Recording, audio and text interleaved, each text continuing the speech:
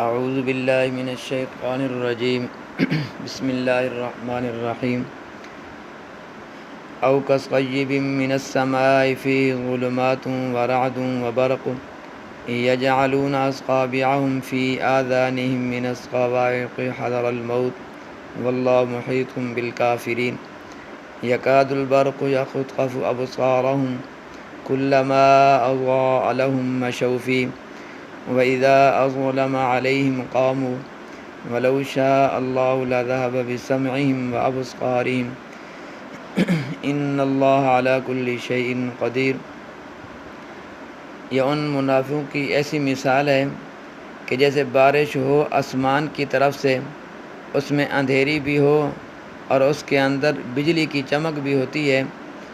تو جو لوگ اس بارش میں چڑھ رہے ہیں وہ ٹھونس لیتے ہیں اپنی انگلیاں اپنے کانوں میں،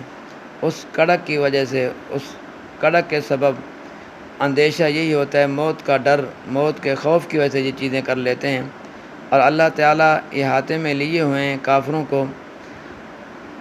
اور قریب ہے یہ بجلی اچک لے ان کی نگاہیں، یعنی ان کی ابصار، ان کی آنکھوں کو اچک لے لے۔ فرمایا کلما اضاء لهم، جب بھی وہ چمکی، وہ بجلی جب چمکتی ہے تو اس کی روشنی میں یہ چلنا شروع کیا، اور جب ان پر تاریکی ہوئی پھر یہ کھڑے کے کھڑے رہ گئے۔ اگر اللہ تعالیٰ ارادہ کرتے تو ان کی چھین لیتے ان کی سنوائی کو، اگر اللہ چاہتے تو ان کی سنوائی بھی اللہ تبارک تعالیٰ چھین لیتے۔ بلا شک اللہ تعالیٰ ہر چیز پر قادر ہیں۔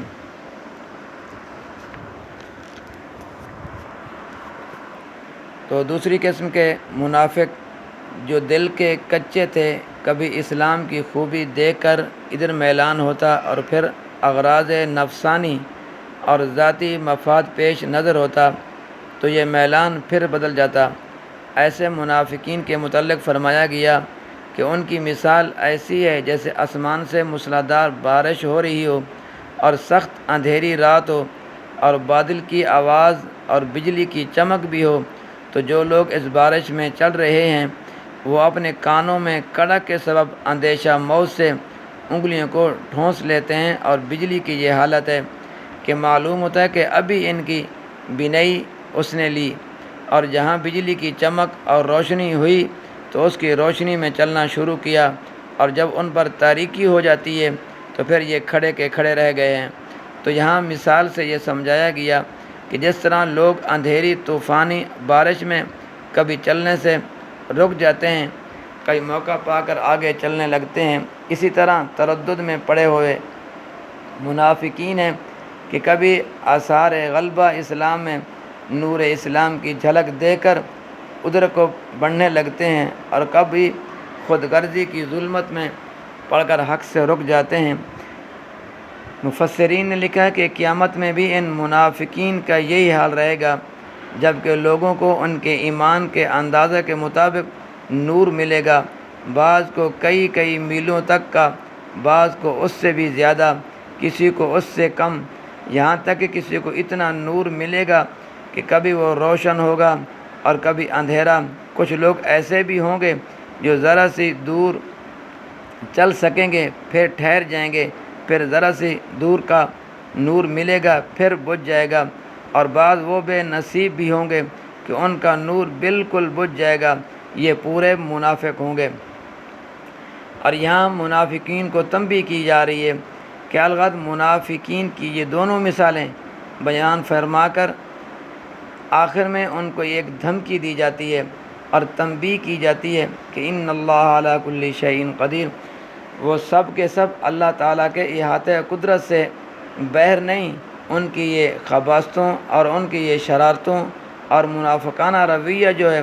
پر ہر وقت اور ہر حال میں وہ ہلاک اور تباہ اور برباد کیے جا سکتے ہیں، اور ان کی دیکھنے اور سننے کی جو طاقتیں ہیں